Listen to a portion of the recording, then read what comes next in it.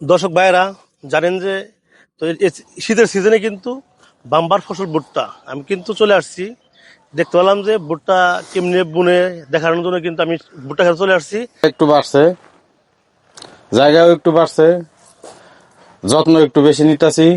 মানে আল্লাহ জানে আরো ভালো ফসল দেয়। হ্যাঁ, তো আলহামদুলিল্লাহ বাম্পার ফসল ভুট্টা সেই ক্ষেত্রে দেখতে পাচ্ছেন যে একটি দানা বোনা হয়, বোনার পরে একটি কিছু বলেন হ্যাঁ, বলেন। 3-4টা ছড়াই থেকে আল্লাহ যদি দেয়, আল্লাহর রহমতে একটা দানাই থেকে প্রায় 1 কেজির মতো ভুট্টা এসে যাবো আল্লাহ দিলে পরে। আলহামদুলিল্লাহ। তো আমরা যাই কিছু করি আমরা সবসময় কিন্তু আল্লাহকে শুকরিয়া আদায় করতে হয়।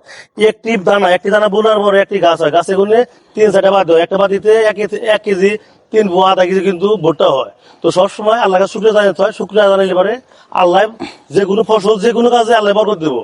তো তার জন্য বাইরে যারা ভিডিও দেখতেছেন অবশ্যই কিন্তু যে যাই কিছু বুনেন, ধান বুনেন, পাট বুনেন, যে কিছু যাই কিছু বুনেন, আল্লাহর কাছে বড় সবর বুনবেন, আল্লাহ শুকরিয়া জানাবেন, আল্লাহ দিব। আল্লাহ যদি না দেয় কেউ দিতে পারবো না। আমাদের পরিশ্রম করতেছে যেটা ভুট্টা ইয়ে করার জন্য, লাভবানের জন্য। আশা করতেছি আরো বেশি হবে।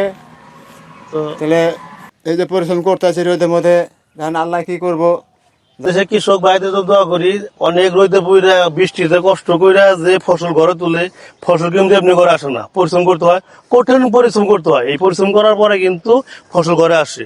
তো আলহামদুলিল্লাহ যারা নতুন, যারা আগ্রহ ভুট্টা আবাদ করার জন্য, ভুট্টা কিন্তু বাম্পার ফলন, তো তারা অবশ্যই অনেক ভিডিওর মধ্যে দেওয়া আছে কিভাবে মানে ভুট্টা বুনতে হয়, কোন বেতন ভালো, সব ভিডিওর মধ্যে দেওয়া আছে।